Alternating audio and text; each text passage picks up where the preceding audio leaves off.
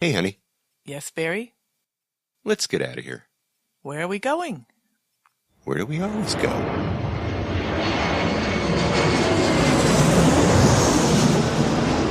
Fascina el viento, este ritmo de palmas, sin ti naturaleza, hasta encontrar la playa.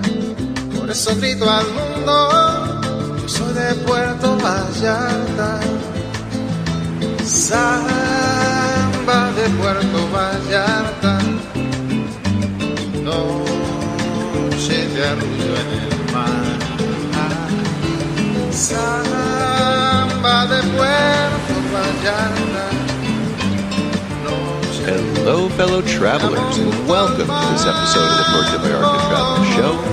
I am your host, Barry Kessler, and I'm just so happy to be introducing you to my favorite vacation destination. Well, maybe it's even yours, and that's Puerto Vallarta, Mexico. That music you're just listening to is performed by Alberto Perez, and Alberto is the owner of the Lapa Lapa group of restaurants right here in Puerto Vallarta. Those are the Lapa Lapa, the El Dorado Restaurant, and at night, the El Dorado transforms into the ever-so-romantic Vista Grill with those dramatic views of the Los Muertos Pier all lit up at night in beautiful colors. And of course, at Lapa Lapa, you can enjoy that same view of the Los Muertos Pier all day long for breakfast, lunch, or dinner, seated with your toes in the sand right at the water's edge. It's so romantic. It's just so Puerto Vallarta, my friends. This week, I have a very important guest, and I know that you're all going to love her. And she's Natasha Moraga.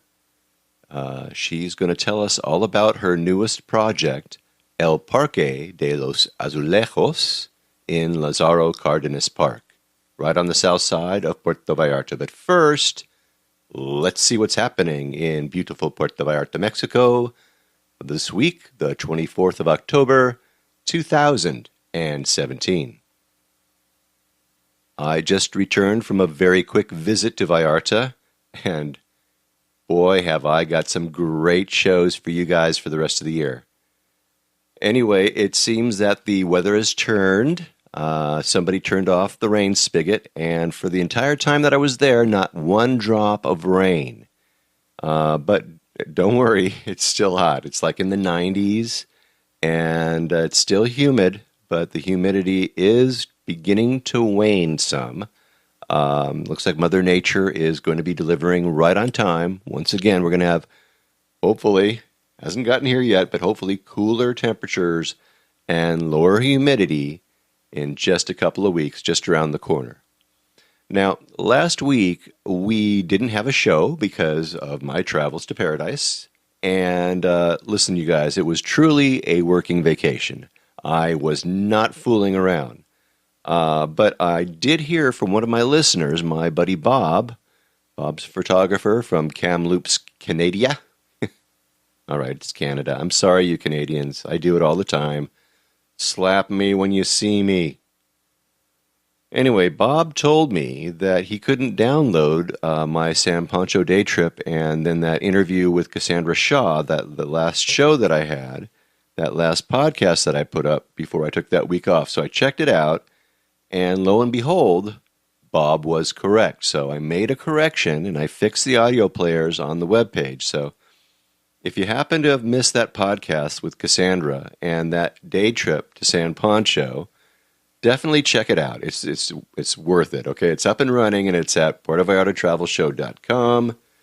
And that, again, is the San Pancho Day Trip podcast. And by the way, I noticed that a lot of you are listening directly from my website, and that's cool because I always tell you to go to my website and check it out, and I always have you check the links to the places that me and my guests talk about. So that's all right. But if you want to take the show on the road, if you want to take it with you on your iPad or on your iPhone, you can use a little purple podcast application that's actually built into every iPad and every iPhone that is sold. It's right there. It's right there on it. It's a little purple app. Looks like a little microphone in the middle, and you can actually download the podcast and take it with you, right? Take it with you in your car or wherever you're going. And if you are an Android user, you can get apps for your Android device. Spreaker and Stitcher are both applications that you can download, and then you can basically download my podcasts in those apps and take them along with you on your phone or whatever your Android mobile device happens to be. Anyway, I'll add some links to the show notes of this episode and kind of give you an idea what I'm talking about. But in fact, I've been thinking about adding a page to the show that will tell you how to consume podcasts, okay? So maybe in a couple weeks, I'll tell you when that happens so you can have a look for yourselves and check it out. Okay, now, last week at Kelly's Por Favor and Saloon and Cookhouse, that's a long name, we had our meet and greet with microphones, and JR and I were there with about 15 of you listeners and fans of JR, and it was a great time. I got a chance to meet my buddy Debbie, Cheap Debbie from Canada, and she was there with her lovely daughter Tessa, and Tessa's very handsome boyfriend Enrique, who happens to be a great chef and is a Vallarta native. But they were so much fun. I got to tell you, actually, Debbie and I were so busy out cheaping each other during the whole meet and greet. It was pretty funny. We determined, however, that I was at least as cheap as she is. I think actually cheaper. I told her about the condo that I stayed at via Airbnb this last time, and I have to say that I really liked the place. It's quiet, except for, there's building that's going on the Southside, and there's no way that you can escape it. If you are staying anywhere on the Southside, you're going to hear the constant clang, clang, clang of building of condos and tearing down old buildings and putting up new ones. So I have to tell you that I did have to contend with that during the day, but at night that stopped. But the views were great from this condo. It was air conditioned, had a pool, it had 2 balconies, had a really comfortable bed, and it was just like $65 a night, so it was not expensive at all. Anyway, for me, it's expensive. You guys know that, because usually I stay in like these $30 or $40 a night digs, But this time I was splurging because I was bringing my Debbie along. I was bringing my wife. And if you've been following along, you know of my plan to spring the trip on Debbie just a couple of days before I was about to leave. Just, to give her enough time to shop and pack and all that stuff and get ready for this wonderful trip to paradise. So you're probably all sitting around, what did she say? She didn't go. Okay? She didn't go. All right, let me explain a little bit. All right, she has dogs that she loves. She has a horse that she loves. And, I don't know. I couldn't talk her into it. So she stayed at home and worked. So that was cool. She was working, selling property. I went off to paradise for 3 days, 3.5 days, and just that's how that all went. So anyway, I did get this really, really, really nice place, but I didn't have my Debbie with me. I was all alone. It was awful. It wasn't that awful, okay? Sometimes we men need our time. Anyway, let's talk a little bit about the podcast. We this meet and greet, we had a lot of you people were there, but none of you wanted to talk. Everybody was really shy. Now, I did have a couple of ladies who stopped by. We had, asked different businesses, if they wanted to stop by, come on over and pitch your place. So anyway, they came by. They have a wine concierge business that they just launched in Puerto Vallarta. Vanusa Pedroso and Natalia Castro, they stopped by. So listen, they took the time out of their busy day to come on by and say hi. So let's get to the interview right now, just to give you the flavor of the meet and greet that we had just last week. Now, the band was getting ready to kick off a set, so you're most likely going to be hearing some of that too. But they were a great band, and these ladies were great. So let's get to the interview right now, shall we? All right, we are at Kelly's Por Favor Bar and Saloon, I guess, here. And I have with me Vanusa Pedroso. Thank you for coming on. Vanusa, what are you here to pitch? You have a wine thing going on?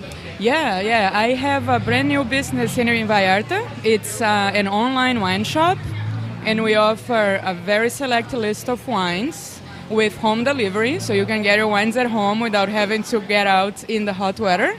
And we organize Mexican wine tastings for anyone who wants to hear and find out a little bit more about the wines produced here in Mexico, in Baja California, Coahuila, Querétaro. And it's been very, very successful. People have been very interested in learning about this wine. So I wanted to come here and kind of tell all your audience about it and see some people get excited and join us in this new endeavor. Yeah, it's very exciting to hear about it. Now, tell me exactly what someone would have to do to, contact you and. Sure. So we have a website called uncorkmexico.com, and you can find all the information there. You can see the dates. We already have 5 dates for tastings in November and December, and you can buy your wines. We are constantly there online on live chat. If you have any questions, it's me and my partner Natalia. We are in front of the computer, and we're happy to help you choose your wines or answer any questions you have about our tastings. And then you deliver it to their house? To their house. Or to their condo or whatever's going on there. Yeah, we drive our car and we have a cooler. We have a temperature control room where we keep all our wines. And we put it in the fridge for you if you want, we help you through the whole shebang. Okay, so these are all Mexican wines, yes?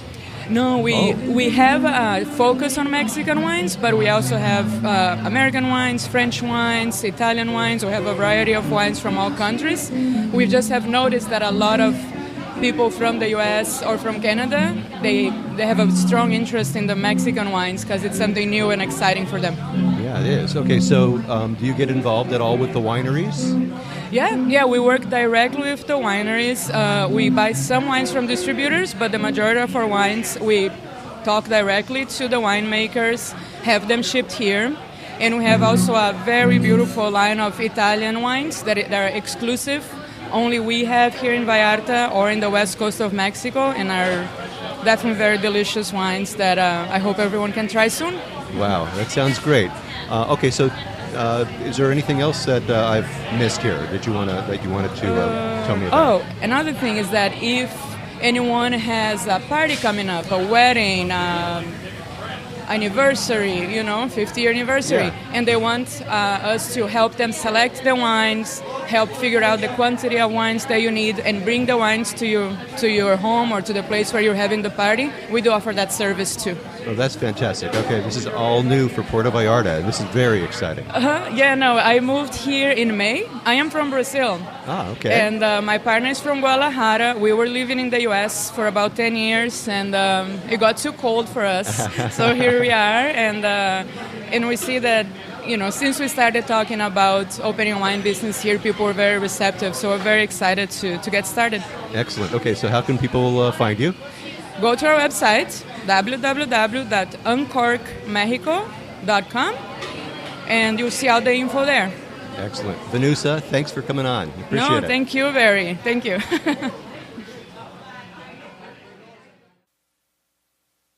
All right. Yeah, so Vanusa, she was pretty nice, right? Anyway, they got a great idea, and they're hoping, of course, that it's going to take off. here in paradise. So I have the links to all of their information in the show notes to this episode of the podcast. So check them out for sure. Now, the band that was warming up was a group called La Tres Cuartos.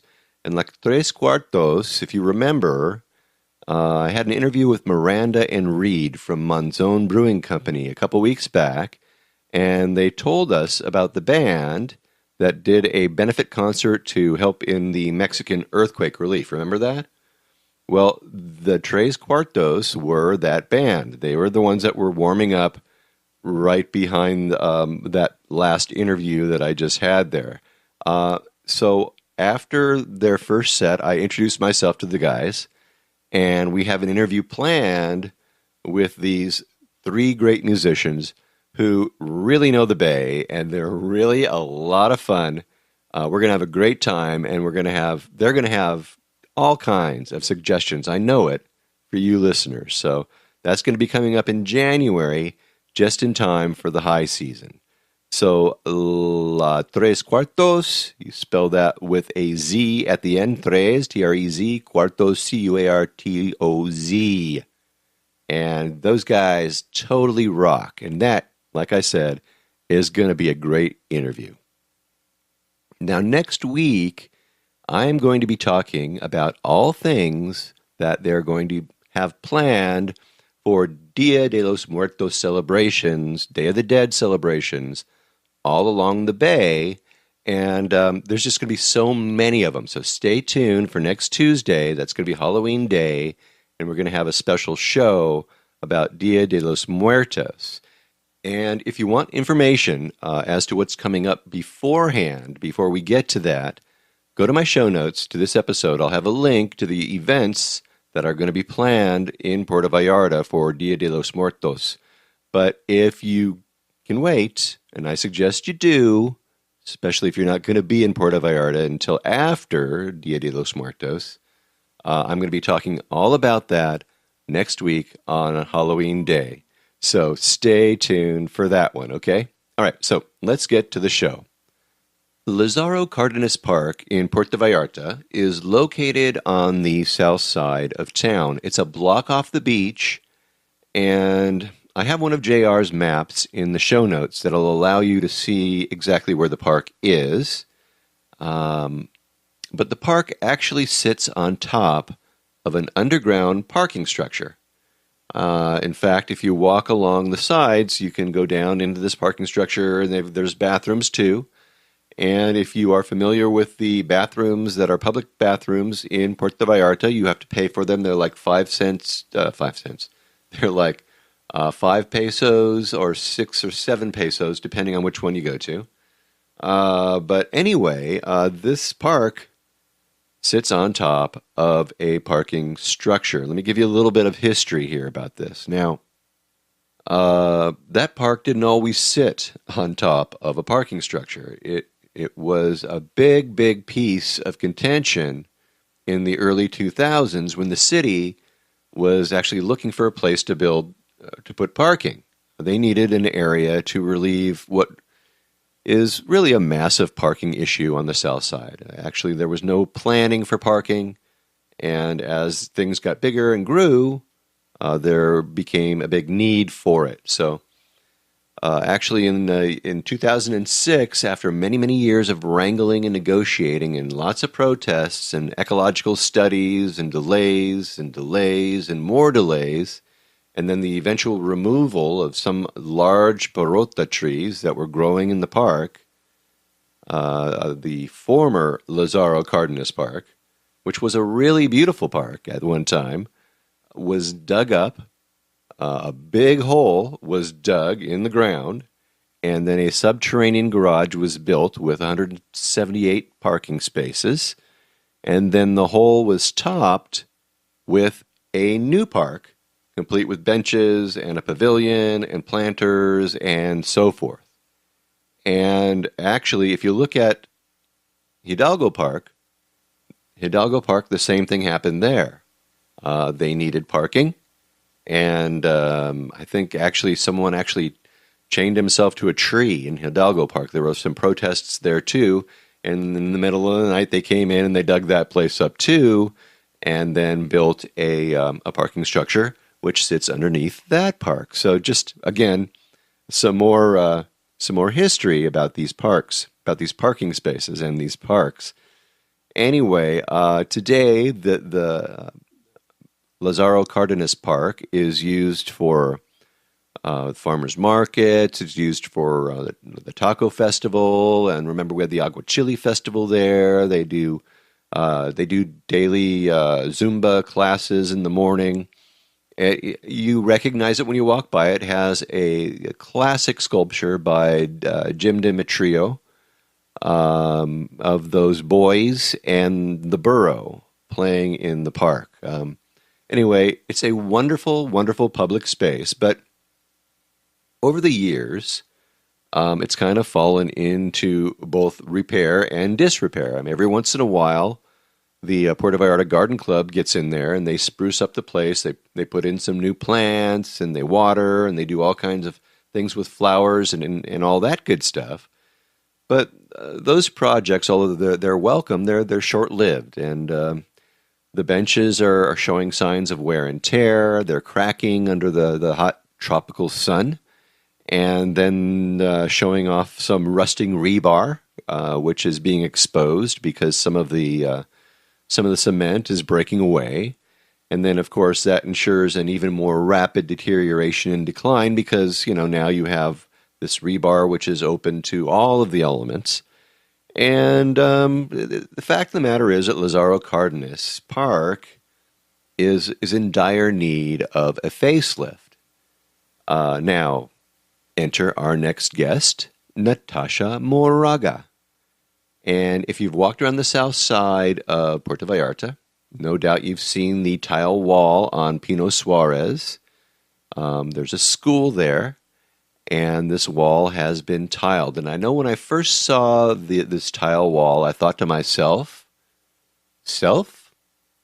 I wish I had a tile with my name on it, on that wall in Puerto Vallarta. I'm very selfish, I know, but it was pretty cool to see all of these remembrances baked into tiles and then put into this wall, which was just covered in beautiful mosaic.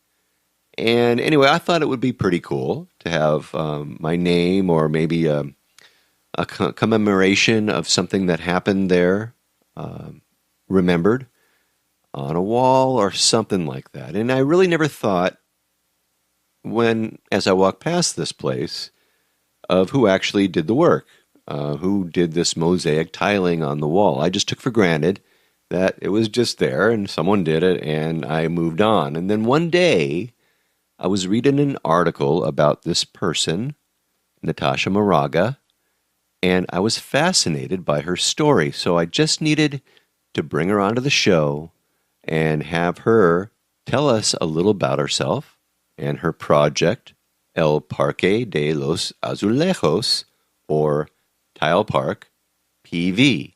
Now, I was just at the park, you guys, last week with Natasha, and I had a chance to see up close the progress that they've already made there.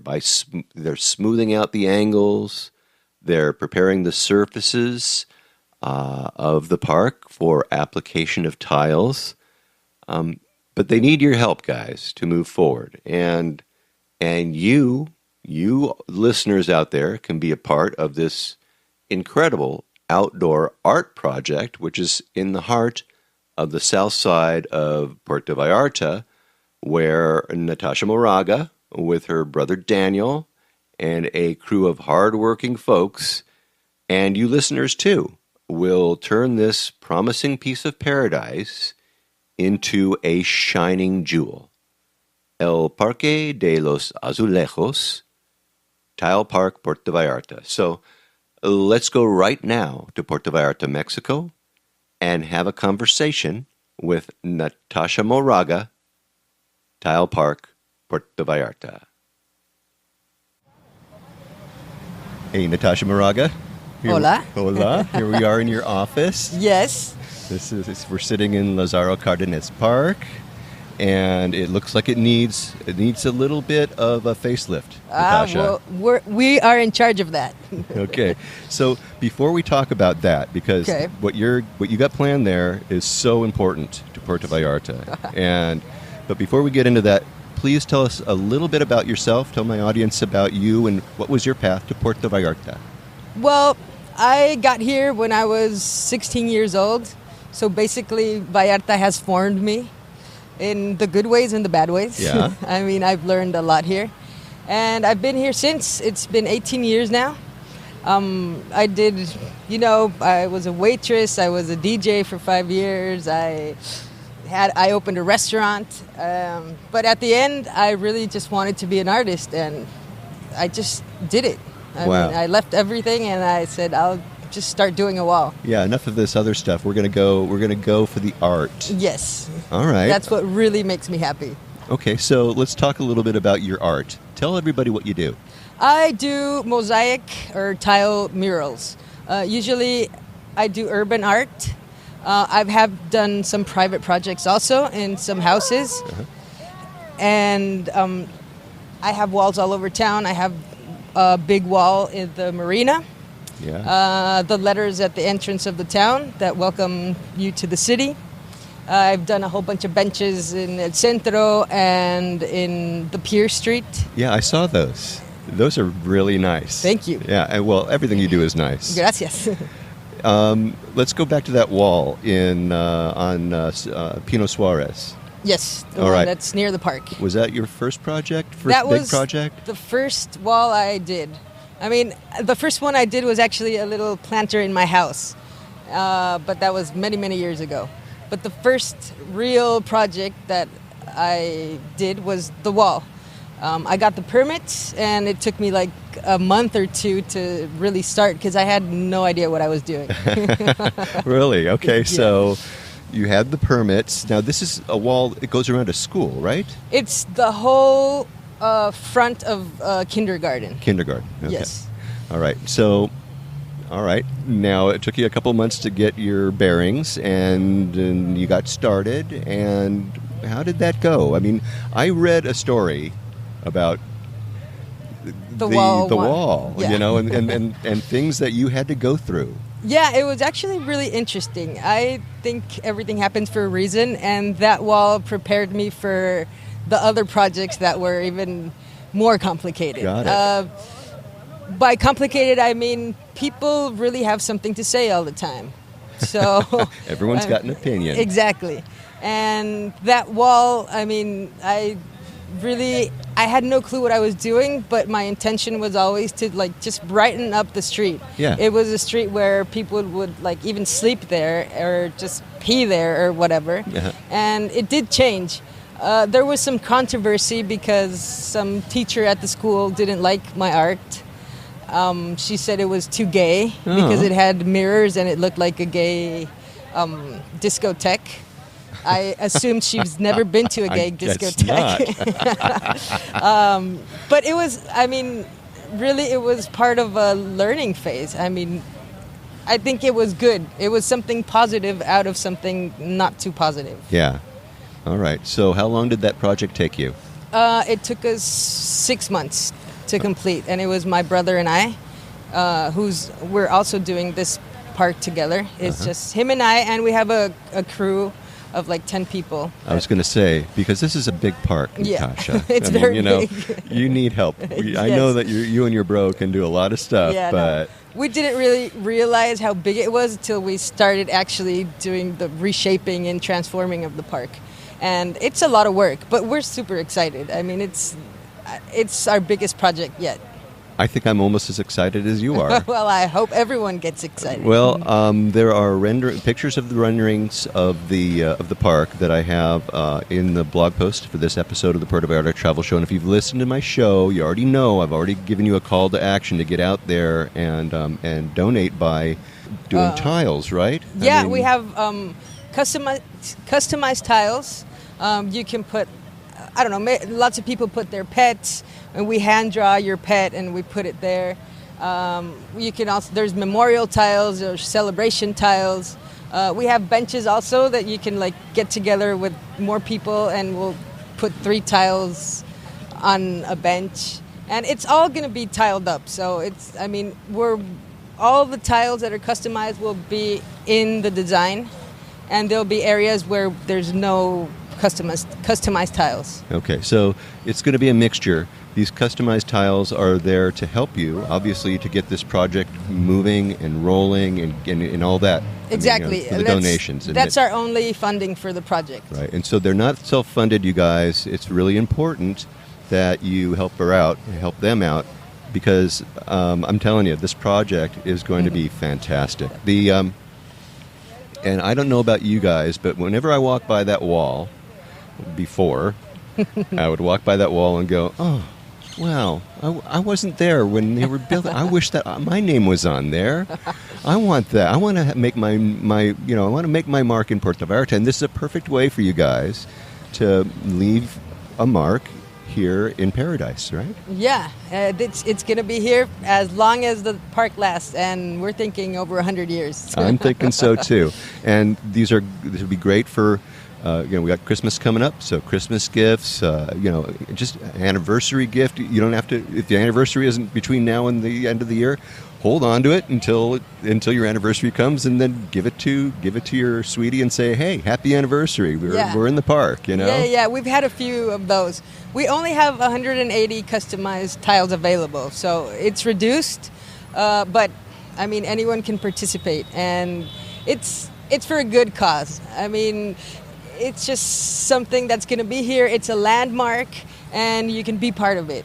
Yeah, absolutely. We're also going to have some workshops going on starting November through April, 2 times a month, 3-day workshops, and you can come and learn, and we're going to teach you how to cut glass and tiles and get dirty. Good. All right. So you guys can take that skill home with you and do it yourself, right? Yeah, you can. I mean, you can go home and make your own table or wall or anything. Okay, good. Well, this is a great little learning experience, a big learning experience for some people, I got to say. Yes.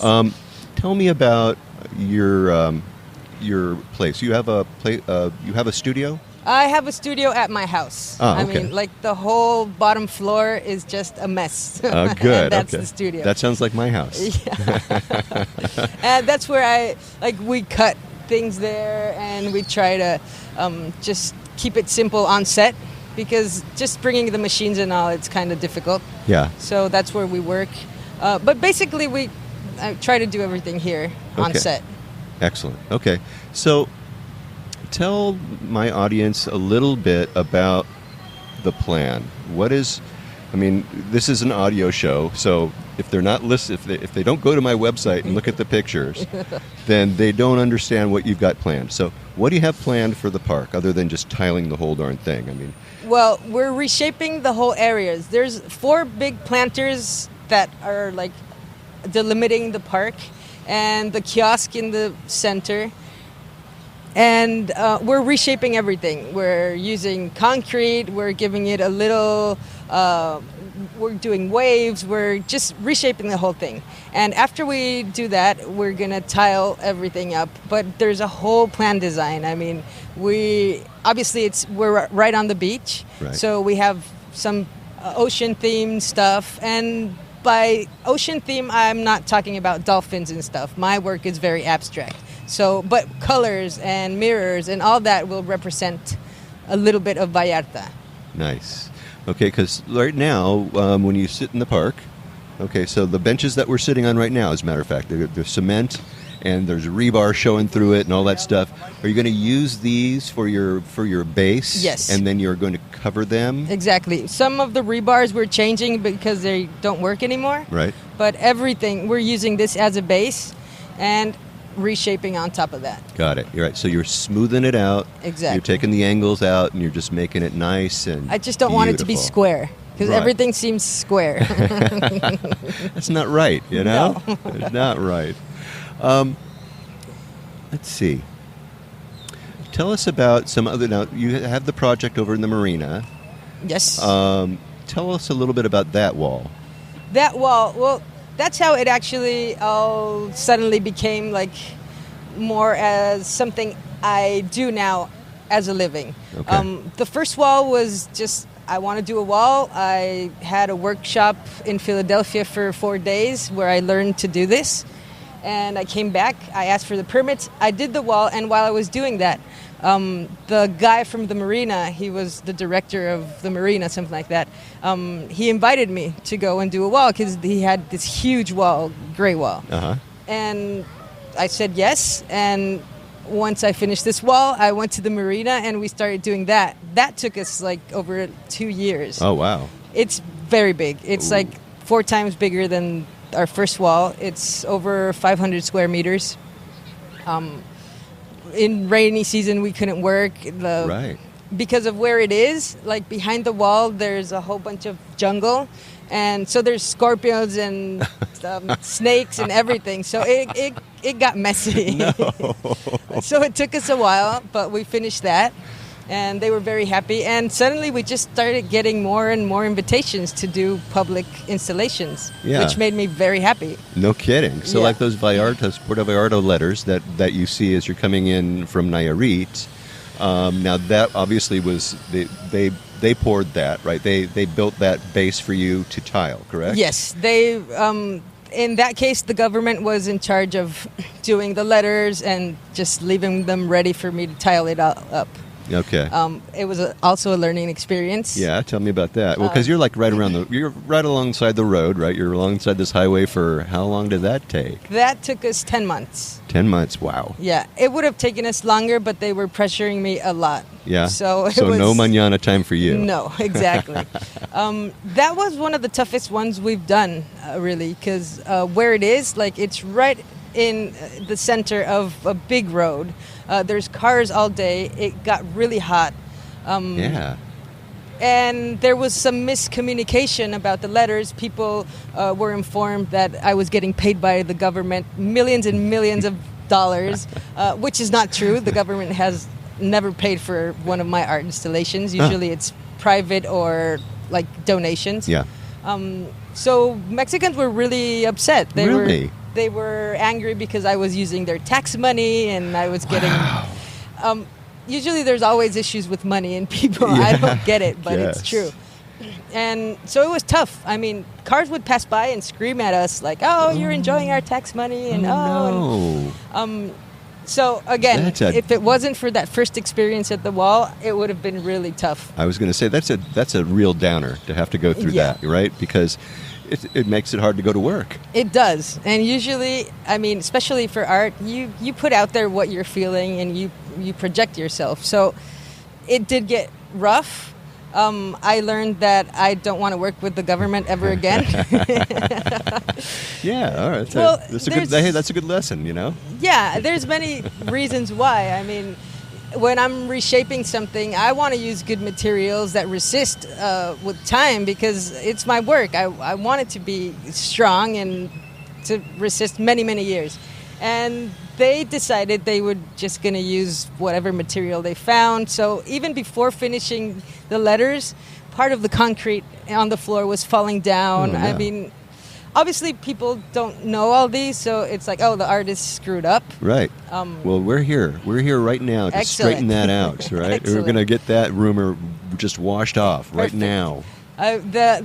Some of the letters got damaged, but now they're fixed. Okay. Last week we fixed them all, which is awesome because now I don't feel ashamed every time I pass by and want to freak out. Yeah, right. It's like, oh my God, that's my work of art. People Yeah. know that I did this. Wait a Exactly. minute. My family lives in Buceria, so every time I would go there, I would just like try to not even look. But now they're great, and now we're doing the park. I mean, it's been funny. It's only been 6 years I've been doing this, and I do feel we've done a lot for 6 years. You've made a huge impact in Puerto Vallarta, that's for sure. I'm glad. Yeah, well, we're glad too. This town has given me so much. I really want to give back to it. And I just think colors make everything nicer. Yeah, they do. I Yeah. feel the same way about Puerto Vallarta. You know that. Let me ask you a couple of questions since we're... let's go a little off topic here. Okay. Let's talk a little bit about things that you like. let's just talk about food, just for fun, okay? Okay. Because all of my listeners, they travel on their stomachs, and I always bring them new restaurants and ideas and stuff like that. So Excellent. tell me your favorite lunch, breakfast, and dinner place. My favorite lunch, breakfast, and dinner. Wow, there's so many options. I know, it's so hard. I just put you on the can't spot, yeah. you know? Usually I like to go to like Coco's Kitchen for breakfast. Nice. Or also the Pancake House and Freddy's Tucan. Really, they're like basic, but it's good food, and I love it. And I've been here forever, and those places have been here forever. Good. Lunch, I'll do anything, but my favorite is Wok. Oh, yeah. And Salud. Okay, so Archie's Walk. Archie's Wok. Oh, a different one. A different one, yeah. Okay, it's called Walk. Wok CO, Wok Company, something Okay, like that. okay. And it's right in front of Archie's Wok. Oh, okay. But it's really good. And Salud is also one of my favorites. Yeah, Salud Superfood. But what I really like and recommend if you're traveling to Vallarta is this food tour that I took it as a local, and I really loved it. It's Vallarta Eats food tours, and they're amazing. I mean, you do have to go on an empty stomach because it's a lot of food. But the guides are super cool, and they take you around the city, and you actually learn from, like, about how to make tortillas and, like, different Mexican stuff, right? So, Right.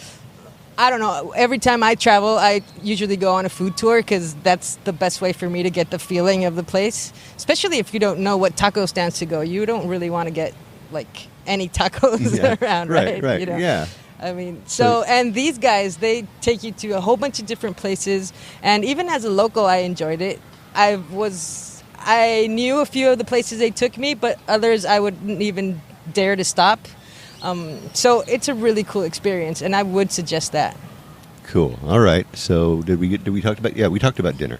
Dinner, Bistro Teresa is one of my favorites. Pricey, but worth it. Yeah, Yeah. It's a nice view too. It's right. Yes.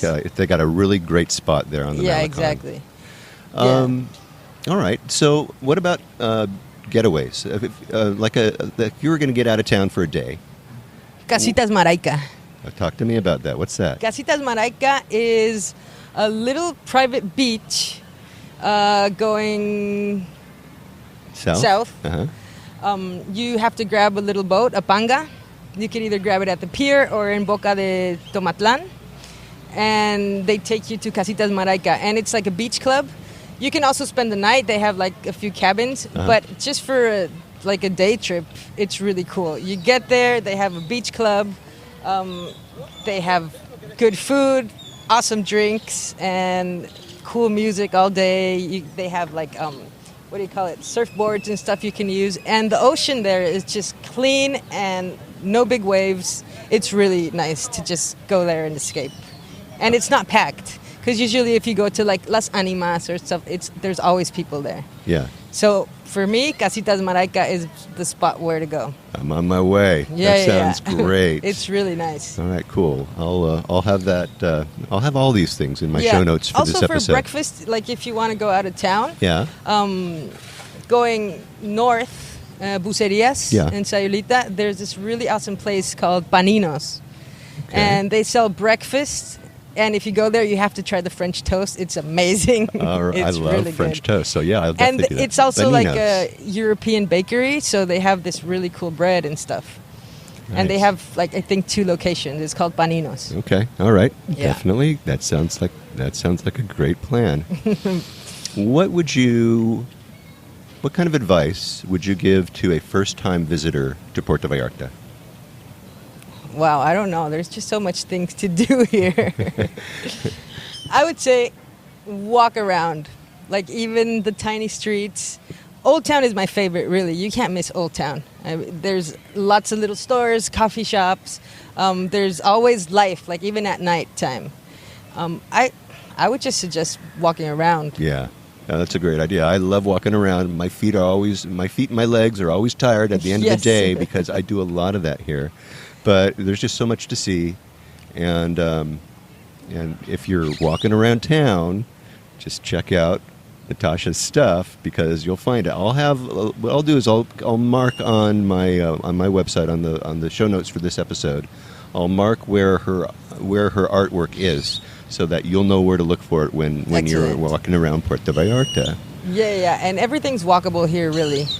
I mean, especially if you stay in one section, or you could just grab a bus to Old Town or whatever. This is my favorite spot. I mean, the rest is like a common city, really. But just a beach on this side and everything. My suggestion for beaches are south. Yeah. I love south beaches. They're clean. They're, I don't know, the waves are not the that water big. is blue. Yeah. It's so nice. Yeah. Exactly. And it's in the bay, so the waves are not that big. Like, once you go to Sayulita and all that, it's open ocean, so if you want to surf and stuff, it's better over there. But just for a nice swim, south beaches are south of the Vallarta. best. Yeah. Good. All right. Let's swing back into the park. Okay. How would somebody go about contacting your organization to buy a tile? Well, you can go into the webpage, which is tileparkpv.com, and there's a sponsor section. And there's all the different options of customized tiles we have. There's a PayPal option, or you can just email us at info@tileparkpv.com, and we'll send you all the information, and we'll contact you directly to go. Okay. To let you know how and everything. Good. All right. We're also going to be selling our tiles, or having our tiles available at the farmers market. Oh, okay. Every Saturday starting November. You're going to have a booth. We have a booth there, and we're going to be... There's lots of people that already are interested in tiles, so I do suggest, like, if you want one, to contact Do it us fast. soon. Yeah, you might miss out. And you don't want to miss out on this opportunity. It's a great opportunity, right?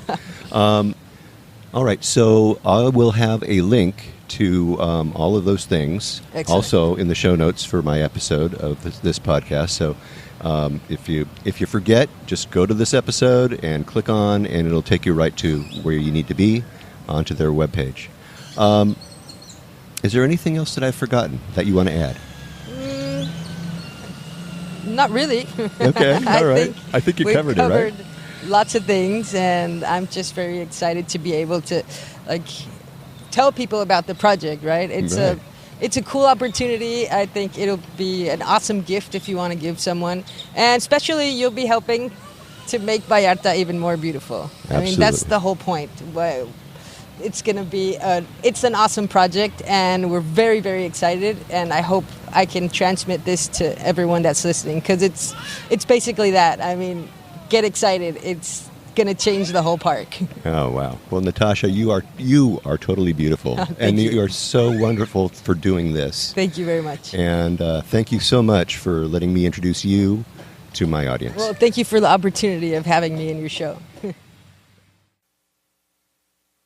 Okay, so now wasn't Natasha great? She is so wonderful, and she is determined, you guys, to get this project done. And hopefully, we didn't talk about this, but I'm pretty sure, because I know that she wants to get this done for the 100-year anniversary of Puerto Vallarta, and that's coming up in about 9 months or so. So, we are going to hopefully see that happen. And remember, if you don't want to be kicking yourself for waiting too long, you might want to do your holiday shopping early and order a tile or two.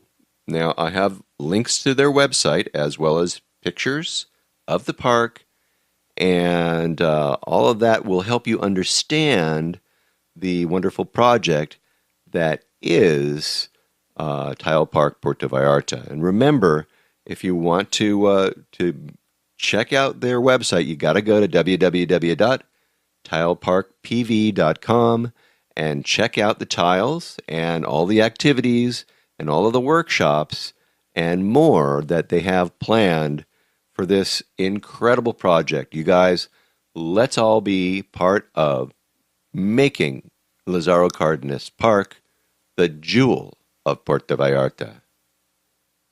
All right, well, that should do it for this episode of the Puerto Vallarta Travel Show. Next week, stay tuned for more on-the-ground reports from Puerto Vallarta, Mexico, with travel tips, great restaurant and excursion ideas, and more. And until then, remember that this is an interactive show where I depend on your questions and suggestions about all things Puerto Vallarta. If you think of something that I should be talking about, please reach out to me by clicking on the Contact Us tab and sending us your message. And remember, if you are considering booking any type of tour while you're in Puerto Vallarta, you must go to vallartainfo.com, that's JR's website, and reserve your tour through JR right from his website. Remember, this is a value-for-value proposition, my friends. His experience and on-the-ground knowledge of everything Puerto Vallarta in exchange for your making a purchase of a tour that you would do anyway. You're just doing it through JR as a way of saying thank you. Thanks for being our guide. It costs no more than if you were going to use someone else, so just do it, really. And when you do take one of those tours, email me about your experiences.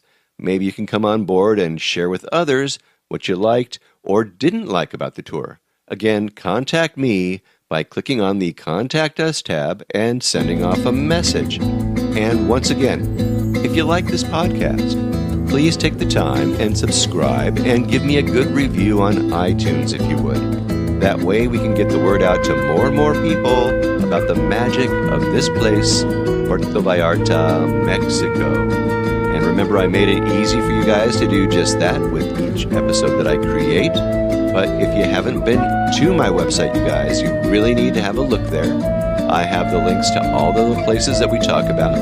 I have the pictures of the places that we talk about and more right in my blog posts and in the show notes for each and every episode of the show. I work on them really hard, so check them out, really. All right? Okay. So thanks to Natasha Moraga from El Parque de los Azulejos, Tile Park, Puerto Vallarta. Go to www.tileparktv.com and see what she has for you there.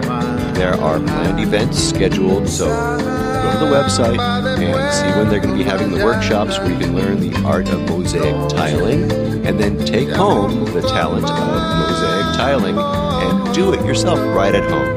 You're going to see pictures of the renderings of the park as well.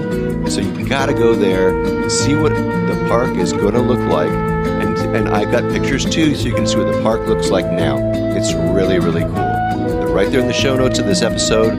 Go to PuertoVallartaTravelShow.com. So that's all for today. Thanks for listening all the way through this episode of the Puerto Vallarta Travel Show. This is Barry Kessler signing off with a wish for all of you to slow down, be kind, and live the Vallarta lifestyle. Nos vemos, amigos.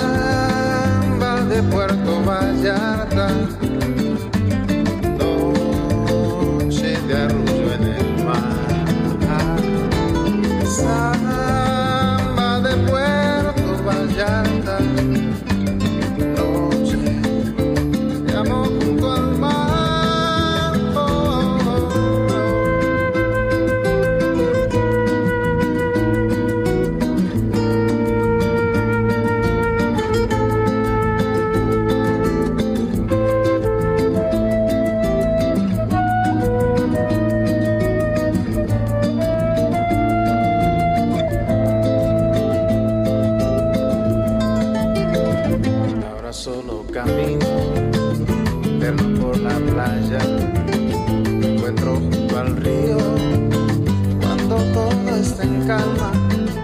Pronto cae la noche, me brillas Puerto Vallarta.